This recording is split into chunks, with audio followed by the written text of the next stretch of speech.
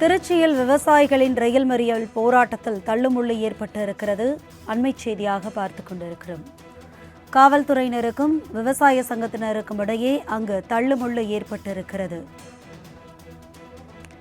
தமிழ்நாடு விவசாய சங்கங்களின் சார்பில் திருச்சி ஜங்ஷன் ரயில் நிலையத்தை முற்றுகையிட முயற்சி செய்துள்ளனர். இதனால் போலீசாருக்கும் விவசாயிகளுக்கும் இடையே தள்ளுமுள்ளு ஏற்பட்டிருக்கிறது. அண்மை செய்தியாக பார்த்து கொண்டிருக்கிறோம்.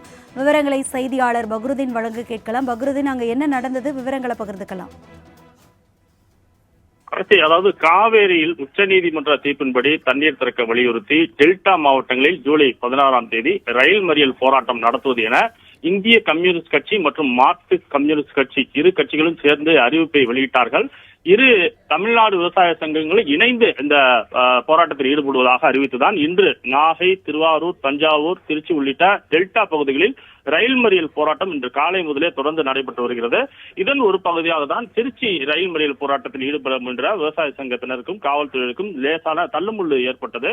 தொடர்ந்து அவர்கள் தரையில் அமர்ந்து தர்ணா போராட்டத்தில் ஈடுபட்டனர்.